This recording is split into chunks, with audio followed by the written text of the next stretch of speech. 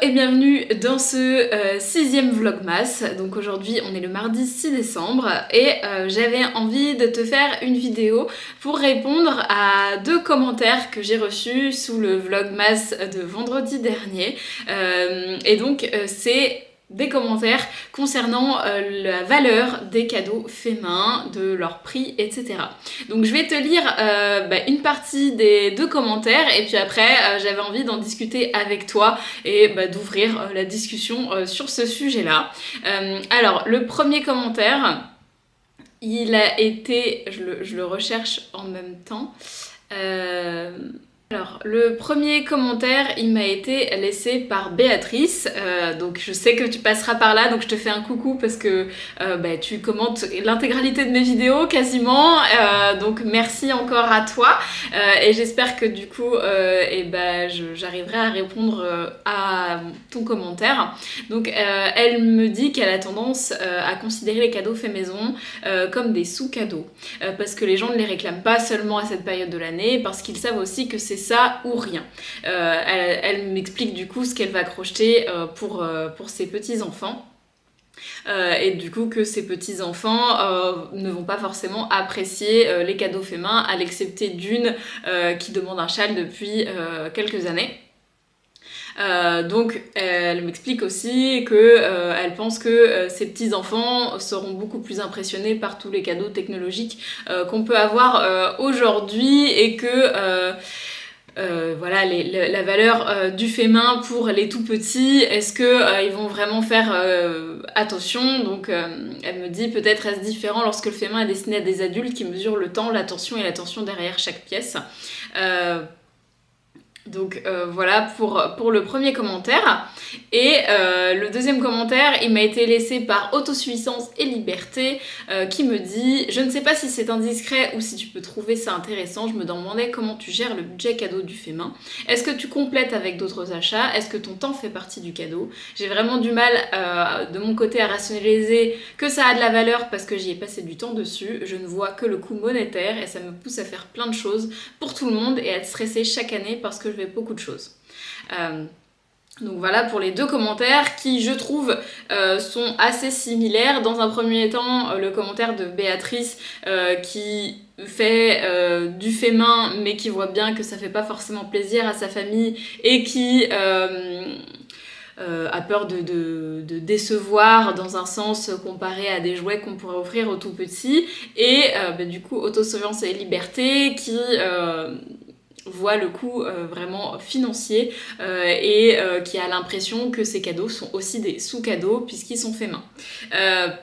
Donc ma vision des choses, alors déjà je pense que les commentaires ils ont fait réagir puisque dans cette vidéo j'annonce les prix des choses que j'ai achetées, donc soit que j'ai acheté pour fabriquer quelque chose, soit pour offrir mais qui fait partie du circuit de seconde main.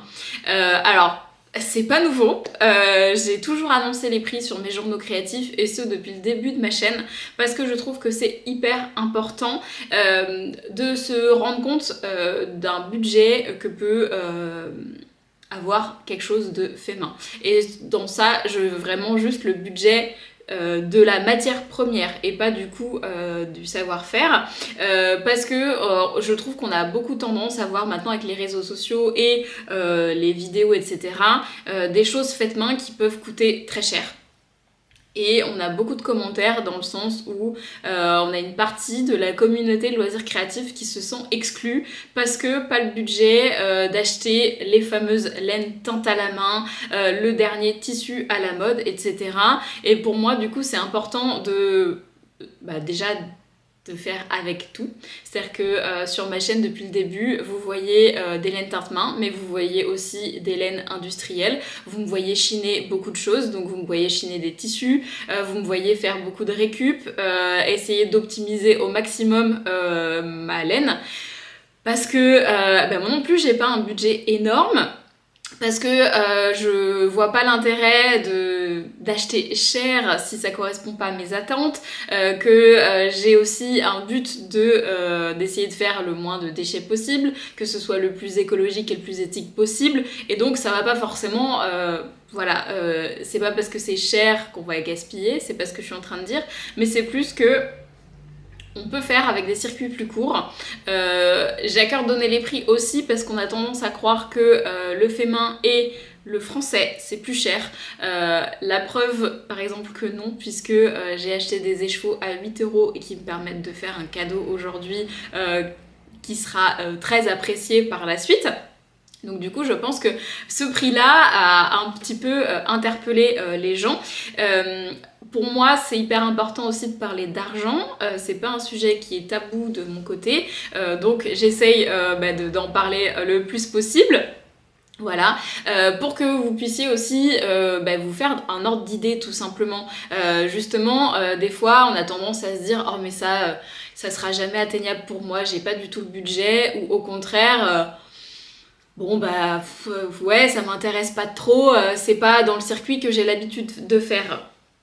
Le fait de donner des budgets comme ça et de voir un projet fini, ça a, je pense, un petit peu plus de sens parfois de voir que qualité rime pas forcément avec prix, qu'il y a des fois des choses qui sont très abordables et qui sont pour autant de la super qualité et inversement. Donc du coup, j'ai eu l'habitude d'en parler et je continuerai d'en parler pour que vous puissiez justement savoir qu'est-ce qui est abordable pour votre budget, qu'on n'a vraiment pas tous les mêmes et qu'on a des manières de consommer qui sont totalement différentes.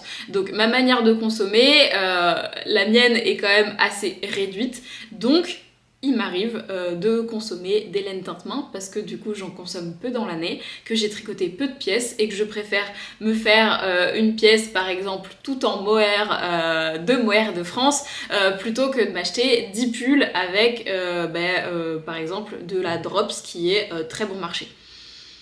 Voilà, c'est pour ça que j'explique à chaque fois le rapport qualité-prix, comment moi j'achète, combien de temps je vais porter la pièce, etc. Donc voilà, juste pour le prix financier. Donc pour le budget cadeau fait main, ça va évoluer en fonction des années. Donc là, cette année, pour l'instant, j'ai un budget de 15 € par personne. J'ai à peu près 10 personnes à gâter. Donc ça fait un budget de 150 € de cadeau. Ça évolue plus ou moins, le but c'est pas d'avoir 15 € par personne effectif. Si j'ai un cadeau qui coûte moins cher pour une personne, ça me permet d'en faire un plus cher à côté. Si je dépasse un peu le budget, je referai la balance au fur et à mesure. L'idée de mon côté, c'est aussi de gâter chaque personne. Donc j'ai fait un cadeau par personne et non pas par couple, ce qui peut arriver parfois, ça nous est déjà arrivé d'offrir par couple. Aujourd'hui j'ai préféré faire en individuel parce que ça me paraît important aussi que chaque personne soit vue comme une entité et pas considérer une famille ou un couple comme une entièreté. Donc ça peut augmenter le budget du coup on me demandait est-ce que j'allais compléter avec d'autres achats. La réponse est non.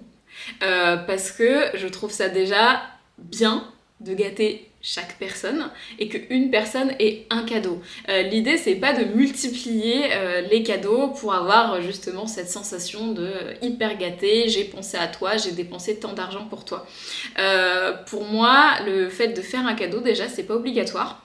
On fait un cadeau si on a envie de le faire, donc si je ferais par exemple un Noël très attendu avec de la famille que je connais très peu, je me vois pas forcément offrir un cadeau à des personnes que je ne connais pas. Voilà, après ça, je sais que dans les familles ça peut être différent, mais moi je fais des cadeaux par plaisir aussi d'offrir et chaque cadeau a été pensé pour chaque personne à qui je vais l'offrir. Donc je sais qu'il y a beaucoup de gens qui ont le concept de liste. C'est arrivé aussi dans ma famille, on nous demande de faire des listes de cadeaux, donc la fameuse lettre au Père Noël,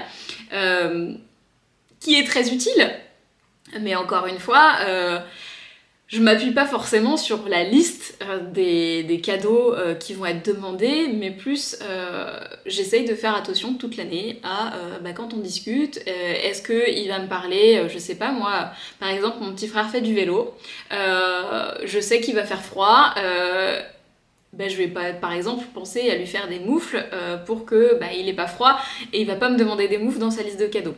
Je reviendrai sur mon petit frère à la fin. Mais du coup, donc, est-ce que je complète avec d'autres achats ? non, un cadeau par personne c'est amplement suffisant, surtout que potentiellement chaque personne va gâter une autre personne, donc ça fait déjà beaucoup je trouve, et on est beaucoup dans cette surconsommation à Noël et par la période des fêtes à essayer de faire toujours plus, toujours plus. Moi de mon côté j'essaye de faire un peu moins, peut-être de meilleure qualité, voilà des choses que j'aurais vraiment pensé par personne. Donc voilà pour la question du budget. Et du coup, je sais que ça interpelle certaines en se disant mais 15 € par personne c'est vraiment peu. Ou alors c'est beaucoup. Parce que, encore une fois, on n'a pas tous le même budget et que dans ce budget-là, je n'ai pas compté mon temps de travail. Et ça, c'est une grosse question. C'est revenu du coup dans les commentaires. Le fait main est un sous-cadeau. Ça m'a déchiré le cœur de lire ça, mais en même temps je le comprends amplement parce qu'on est dans une société où on a valorisé le matériel et on valorise encore le matériel et on a essayé, enfin on a passé le savoir-faire un petit peu en second plan. On a tendance à... Les métiers de main sont des petits métiers, des sous-métiers. Donc quand on dit qu'on est artisan, souvent c'est pas aussi bien vu que si je dis que je suis ingénieur. Le débat est ouvert, mais c'est un fait d'actualité. Aujourd'hui, quand des enfants sont dans le système scolaire et veulent s'orienter vers des bacs pro et qu'ils ont les moyens de s'orienter vers un bac général, on va les pousser en bac général. Et on a la capacité d'aller à la fac et on va pousser les gens à aller à la fac au lieu de faire un BTS ou une alternance. Parce qu'on a encore cette idée que les métiers de main sont des métiers moins importants. J'ai dans l'espoir que ça change. Et que justement, peut-être que ma conversation du jour va vous faire changer d'idée, mais du coup c'est pas étonnant que chez les particuliers on ait l'impression que de faire du fait maison, ça sera moins bien. Ce sera moins bien reçu, les gens vont pas forcément s'intéresser et ça me pose souci parce qu'en fait c'est très lié au loisir créatif dit féminin. Et que si on vous ramène un plat fait maison et qu'on vous fait l'intégralité de votre Noël fait maison, vous allez remercier la personne qui a cuisiné. Vous n'allez pas vous attendre à ce que toute votre famille ait acheté traiteur ou vous invite au restaurant à Noël. Au contraire, le fait maison va être valorisé en cuisine. Donc c'est une ambivalence un petit peu étrange comme ça, qui est très liée au monde du loisir créatif et qui, pour vous donner ma vision des choses, pour moi, un cadeau fait maison aura plus de valeur, déjà rien que financière, parce que souvent on a l'impression, comme le dit Autosuffisance et Liberté, qu'elle prend en compte que le coût monétaire de ces cadeaux. Si je prends le réel coût monétaire des cadeaux que j'ai faits, donc là par exemple pour le bonnet où j'ai acheté 15 € de laine, j'en ai eu pour quand même facilement 10-12 heures de travail. Comptez ça sur un SMIC horaire, le bonnet à la fin va être plus cher que si je l'achetais dans le commerce. Et j'ai pas parlé de la matière première en tant que telle. C'est-à-dire que la laine que j'ai choisie aujourd'hui, c'est une laine qui est filée en France, qui est teinte en France, et du coup une compagnie française. Si j'avais eu à acheter dans le commerce un bonnet de cette qualité-là, j'en aurais eu pour moins cher. Donc, où est-ce qu'on fait la balance? Est-ce qu'on compte le temps de travail dans nos cadeaux faits maison? Dans mon sens, oui, parce que c'est un temps de savoir-faire et que si j'avais eu à le faire dans le commerce, je l'aurais pas forcément fait. Je n'aurais pas forcément fait appel à une couturière professionnelle pour pouvoir offrir par exemple une robe à mon entourage, alors qu'aujourd'hui je peux me le permettre de le faire. Voilà, par exemple, je vais coudre une chemise pour mon beau-père pour son Noël. Si j'avais à lui faire par une couturière, ça me demanderait plus de budget que de le faire moi-même, alors que mon temps de travail sera le même. Donc pour moi, le temps de travail va être super important et il est compté pour le cadeau. Après, je sais qu'il y a dans certaines familles, c'est plus ou moins... on n'a pas tous justement la valeur de l'artisanat et parfois le fait maison, on va pas se rendre compte du travail qu'il y a eu derrière. J'ai la chance que dans ma famille ce soit pas le cas, qu'aujourd'hui ils me demandent des choses que que je vais faire moi-même. C'était pas le cas au début, hein. Ça évolue au fur et à mesure, hein. Aujourd'hui, bon bah je fais ça de manière régulière, ils voient la qualité de mon travail et du coup aujourd'hui ils me demandent des pièces fait main. Dans mes premières années de tricot, c'était pas forcément le cas, hein. C'était vraiment pour faire plaisir au fur et à mesure. Mais du coup, justement pour reparler de mon petit frère, par exemple cette année il a rien mis de fait main dans sa liste parce qu'il considère que ça va me demander beaucoup trop de temps et qu'il n'a pas envie de me prendre ce temps, il préfère que je prenne du temps pour moi plutôt que de lui fabriquer quelque chose qui n'aurait pas forcément l'utilité là tout de suite, et donc il a préféré demander d'autres choses. Donc vous voyez la différence. Comment on fait justement quand on a des familles qui vont pas forcément voir le temps de travail? On n'est pas obligé d'offrir du fait main, c'est pas toujours obligatoire. Pour moi, déjà, ça part du principe de est-ce que vous avez envie de le faire, est-ce que vous avez envie de gâter vos proches avec des choses que vous allez faire vous-même, parce que justement, ça prend énormément de temps, et si c'est pas le cas, eh ben, continuez à acheter dans le commerce, c'est très bien. Dans un autre sens, si vous avez envie de faire du fait main, mais que vous savez pas comment ça allait être reçu, il faut se préparer un petit peu en avance à ce que le cadeau ne soit pas reçu de manière explosive et super ravie, et que la personne voit ça comme un objet comme un autre.